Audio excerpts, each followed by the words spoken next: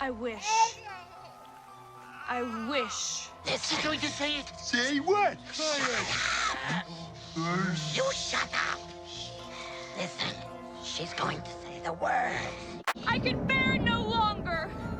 Goblin King, wherever you may be, take this child of mine far away from me. Oh, that's not it. Wait till and that rubbish. It doesn't even start with I wish. Oh, Toby, stop it! Oh, I wish I did know what to say to make the goblins take you away. I wish the goblins would come and take you away right now. That's not hard, is it?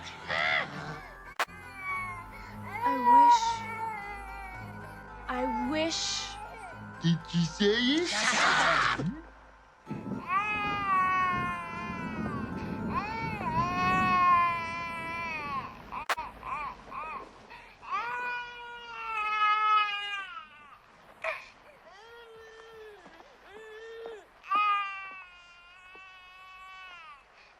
I wish the goblins would come and take you away. Right now.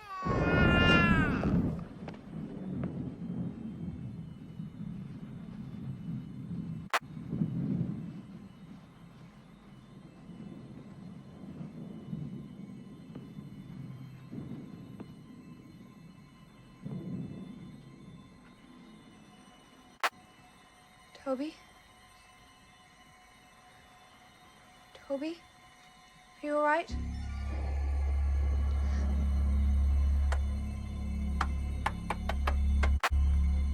Why aren't you crying?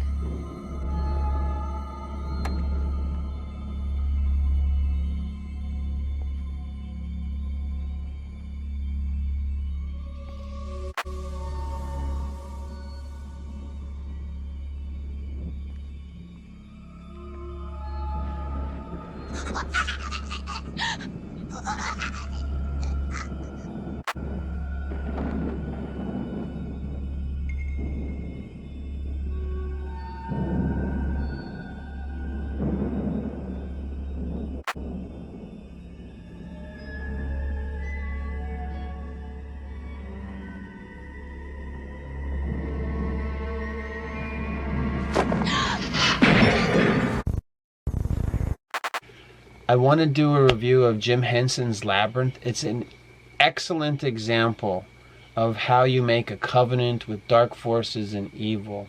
So let's just get right into it. Jennifer Connelly has to babysit her brother.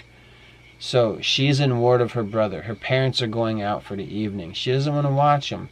So she calls out to the forces of darkness and she says, I wish I knew what I could say so that the goblins would come and take you away. So the goblins are demons, okay, because they're evil. Maybe they're bumbling fools in a movie and they're silly and they do slapstick, but it means demons, okay? So she says some flowery words because her brother won't stop crying. And she's like, Calgon, take me away and take this awful child off of me. And the demons are like, nah, that's not how you do it. And so she says, I wish I knew what to say. So she's making a wish. All right, not a prayer to God for help with her baby brother so he'll stop crying. She makes a wish and she says, I wish the goblins would come and take you away right now. And she's looking at her brother. She means it. So she asks for help from the demonic. She makes a wish. She doesn't pray to God and ask him for help with her crying brother. She makes a wish and the demons go, that's it. She said the words. And it was as simple as just saying, goblins, this is what I want. Come and get this kid out of here. So she leaves the bedroom and the baby immediately stops crying and it freaks her out. So she looks and she goes back and the demons have taken her baby brother away. And now she has to go into the realm of the demons. And maybe it's like a dream, like she's in a dream realm or whatever you want to believe. That none of that matters. The point is she has to get her baby brother back, so she has to go into the realm of the demonic to get her brother back. And how does she get him back at the end? David Bowie's trying to seduce her. He takes her to an Eyes Wide Shut party. He gives her a peach. He says, here, eat the fruit. This is all stuff that happens in dreams when you make covenant with dark forces. So let's just say that Sarah Connolly is having a dream. So she makes a covenant with the demons when she's awake. They take her brother away. She's in the dream realm or something. That doesn't really matter so much. But I want to bring dreams into this because what happens in the movie is that she's given some food by the goblin and she eats it. That's making a covenant. This is what people do in their dreams. It's a very common thing where you're given something to eat in the dreams and you don't know what the agreement is, but you've made some kind of an agreement with evil because it's about evil covenants. So she eats the peach and she shows up at an Eyes Wide Shut party with David Bowie, and then she's like realizes that's too advanced for her and she turns down being in a sex dream, and then she wakes up from that dream, and then she has the showdown with David. Just to get on with the review, she has a showdown with David Bowie in the MC Escher landscape where everything's turned upside down. She's in the upside down from Stranger Things where nothing makes any sense. She's in their realm. And David Bowie says, just fear me and obey me and do what I say and I'll give you whatever you want. Like when Jesus was fasting for 40 days in the desert and the devil's like, I'll give you kingdoms, throw yourself off the cliff, manifest bread for yourself. And Jesus is like, no, I don't want the kingdoms. I don't want any of that. So did I say Sarah Connolly? What does sorry about that. What does Jennifer Connelly do? She says, you have no power over me. She breaks the covenant. She gets her baby brother back. And she goes home. And she's like, I'm never doing that again. Except they ended the movie wrong because the movie ends where she invites the demons into her bedroom and they have a party at the end. So it's a terrible ending because she invites the evil back into her life.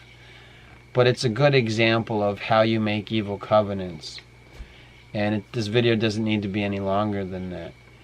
You're manifesting isn't a prayer to God to get what you want or to get help with something in life. All right, she made a wish. She said, I wish the goblins would come and take you away right now. And then they come and take them away because it's all they were waiting for. They whispered into her ear. She said, I wish I knew what to say. And then they tell her what to say. That literally is a scene in a movie. The goblins say, I wish that the goblins would come and take my baby brother away right now. That's not hard, is it? It's pretty much a direct quote from the movie that the goblin says. And then she hears it. It's like she turns her head and she's like, huh, I heard that. And she says, I wish the goblins would come and take you away right now. And then she leaves, the baby's still screaming, and he stops screaming immediately because they take him. As soon as they have the opportunity to take the baby away. So that's how you make evil covenants. And when you're asleep and in your dreams, they're trying, like having sex in dreams. You're not really having sex with whoever that person is. You're making some kind of evil covenant. You're consummating a marriage. You've made some kind of a deal, and that deal, even if you don't remember your dream fully, you just remember the part where you had sex and you wake up and maybe you had a nocturnal emission. You have consummated a marriage with forces of darkness. You eat food. You're offered food in a dream, and then you eat it, and it tastes terrible, and you spit it out. It turns to sand or whatever. You're given drink. Maybe you smoked weed or something, and then they're like, here's a bag of weed, and then you're like, no, I can't do that. I know that I can't smoke weed. Even in a dream, you'll turn it down, or you'll take it or whatever. You're making a covenant. You're accepting the food. There's an old poem called The Goblin's Market. It's by Christina Rossetti. She's like a famous poet of the time, and it was about going into the blurring of boundaries between corporeal and incorporeal, and she goes into the goblin's market and they're trying to feed her stuff. It's making covenants with demons is what the poem's about, and that's what Labyrinth is about. It's making covenants with demons. She's the one that's in charge. She has authority. She's been put in ward of her baby brother, and she hands her baby brother over to the demons, and then she has to go fight for him and get him back. And a message that's supposed to be good that gets distorted through the film is that, you have the authority granted you by God over demons because God said you will cast out demons. So when David Bowie is like a form of Satan or a demon or whatever is trying to woo her and say, just do what I say, because they want to take not just, they have the baby brother, now they want to get her too. So she's like, no, you guys have no authority over me. You know, and if it was a Christian movie, she would have said, no, I belong to Jesus or whatever. But also, if it was a Christian movie, she would have prayed to get her baby brother back. It would have been a different movie. And you wouldn't have, like, bumbling puppets and all this stuff. It's demons. They're ugly and mean. But also, like, we have the authority to cast them out. And, you know, when people realize that there's demons in their dreams and they stop being afraid of them, they pummel the demons and the demons disappear. They go away, the dream ends, and they wake up. So that you have no power over me. We have power and authority over demons to cast them out and send them away. In waking life, not just in sleep and in dreams. That's exorcism. You know, we do exorcisms by the authority of Jesus' name. You know, in Jesus' name, I bind you demons and I command you into the abyss. So, all that stuff's in the movie, but then he ruins it at the end. The production designer is an artist named Brian Froud. His whole life he paints demons and stuff, and even he admits that they ended that movie wrong. He said, no, the movie should have not had the demons at the end of it, but at the end of the movie, Jim Henson brings the demons back, and she's partying with the demons in her bedroom, and then it's a big party with demons in her room at the end. She summons them back, and even the guy who did the production design said they shouldn't have been the demons in her room at the end. That was not the good ending. It should have just been about her growing up and saying, I'll take care of my brother and I'm not going to make deals with demons. And that, basically, that's what I'm saying. And so yeah, that's Jim Henson's Labyrinth. It's about making covenants with evil and how simple it is. It's as simple as the difference between a wish and a prayer to God. So pray to God and don't make wishes. And if you say, I wish something, you can say, hold on, I rebuke that wish, Lord. Sorry, forgive me for using that word. You know, say wish. Please, Lord, help me with this. I sever any wishes I may have made. I break any curses I may have cursed upon myself by making a wish. You know, because people say stuff like that just colloquially. I wish. You know, that's getting the ear of demons, so maybe you don't want to do that.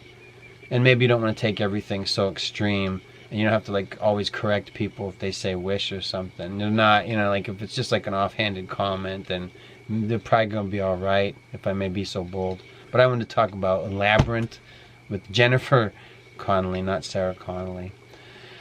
So, yeah, that's how easy covenants are. It's a snap. You say you want to know how to do it, and then the demons whisper to you. You hear the whisper, and next thing you know, the goblins got your baby brother. Bad news. Or you show up at an Eyes Wide Shut party, I guess. I don't know. So anyway, that's my review of Labyrinth. How easy it is to make covenants with evil, whether awake or asleep. So pray to God. Ask for help. He hears you. He hears every prayer.